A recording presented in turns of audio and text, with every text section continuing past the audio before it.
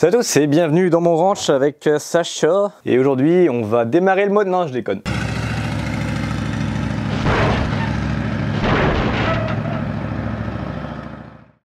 On est 3 semaines après que je l'ai acheté en gros, qu'elle est arrivée ici.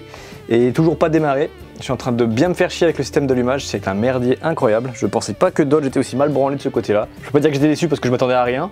Mais bon, je suis quand même déçu. Du coup, aujourd'hui, pour essayer de faire quelque chose qui avancera un peu la restauration de la voiture, on va s'occuper du freinage, parce que le freinage, j'ai commandé plein de pièces, dont 2 étriers avant droit, parce que je suis con. C'est pas grave, c'est pas comme si c'était la première fois que ça m'arrivait de faire une merde pendant que je commande. On se rappelle de l'épisode de la moto où j'avais tout commandé en double. Du coup, aujourd'hui, on va faire le freinage, puisqu'il ne veut pas démarrer, et on va essayer et espérer que tout se passe comme prévu, parce que souvent, le freinage, quand tu vas pour dévisser les trucs, tes durites, elles twistent et elles se pètent et ça c'est chiant parce que du coup faut tout reprendre après. Et je n'ai pas de quoi tout reprendre donc on va espérer que au moins pour le freinage elle se laisse faire. Mais c'est cool. Niveau freinage, j'ai tout ça. On a aussi un Master Cylinder.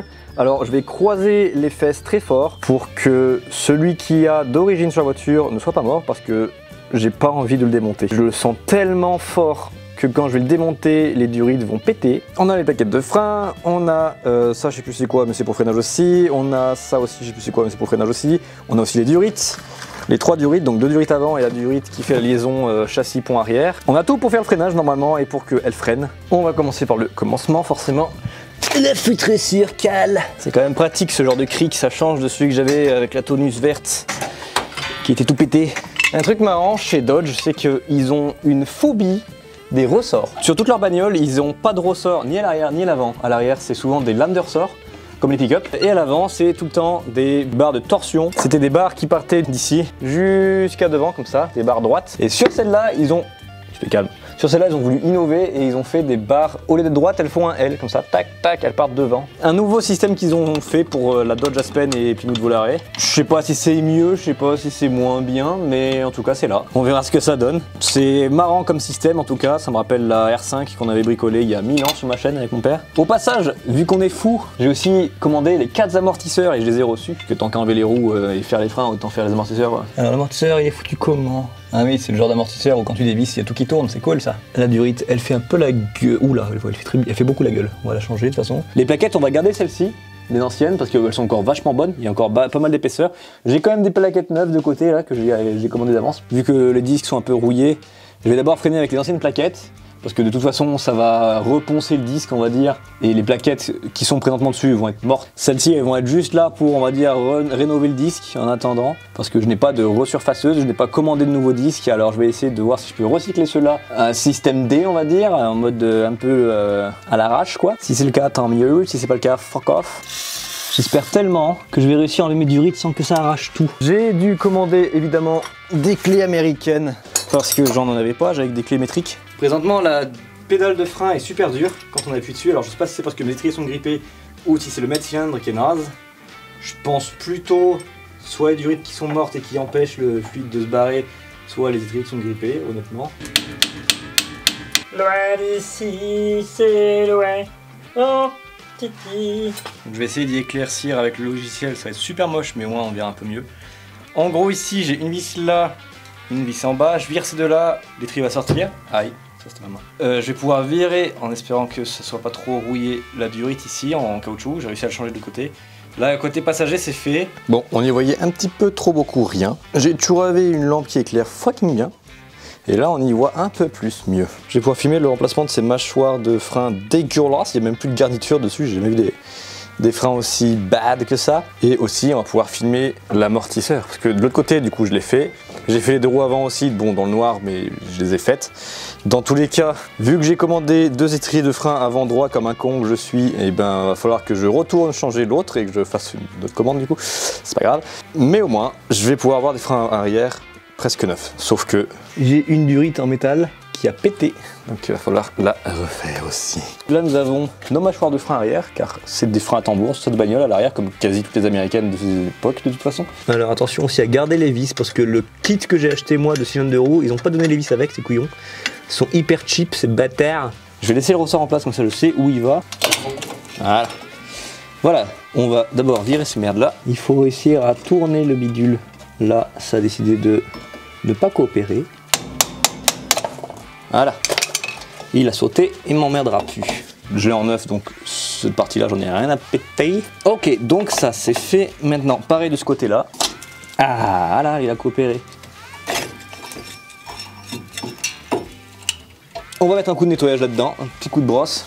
Lui, poubelle direct, on peut se faire chier. Hein. C'est vrai que des fois, on peut réussir à les sauver quand ils sont un peu grippés. Mais là, honnêtement, dans l'état qu'il est, on va pas se faire chier au prix que ça coûte, on va le changer. Faut pas oublier de récupérer ces petits trucs là. Très important, et pareil, mettre un coup de brosse métallique, c'est pas mal. Ça donne quoi si j'enlève un joint là? Waouh!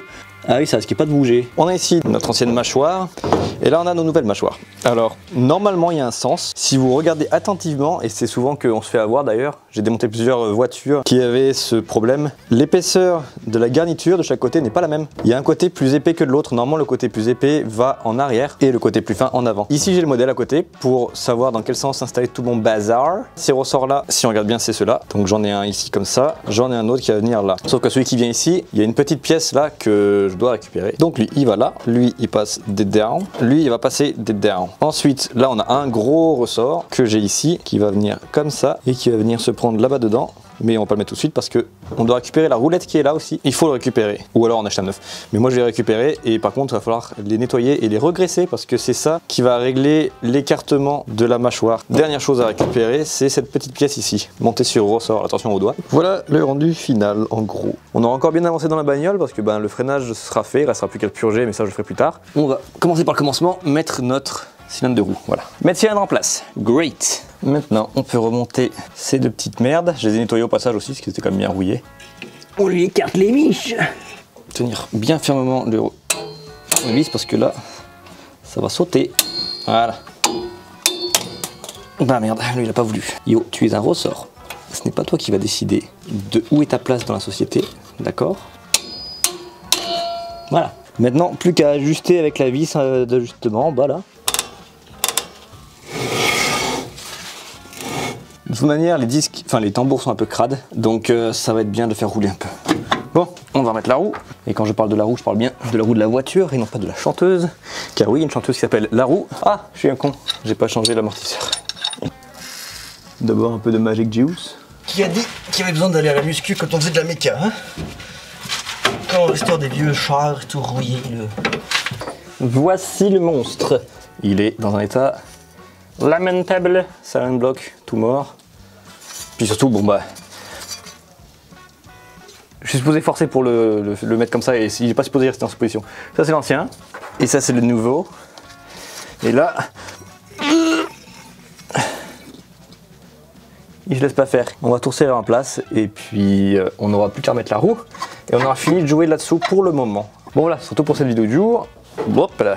J'ai fait le freinage, donc il restera l'étrier de ce côté-là à changer puisque j'ai pas commandé le bon. Il va falloir aussi que je refasse la durite en métal qui a pété, mais sinon tout est fait. Donc niveau frein c'est bon, niveau suspension c'est bon. Entre temps, j'ai reçu un colis et c'est l'aileron. Je ne vais pas le dévoiler tout de suite, quoique. Allez, parce que sinon la vidéo est quand même vachement trop courte.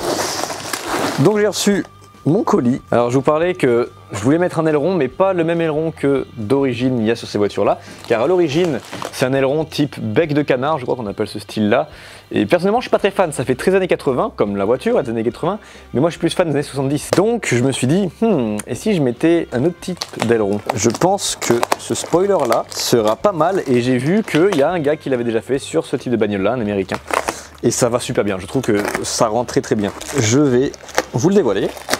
Je vais pas l'installer aujourd'hui, je ferai une vidéo où je peins le capot en noir, j'installe le hood scoop que je n'ai pas encore pour l'instant, et j'installerai l'aileron à ce moment là aussi. J'espère qu'il manque rien par contre, parce que le carton est dans un état lamentable. Je pense qu'ils se sont battus avec les gens là. Déjà on a lui qui se balade, j'aime pas trop ça.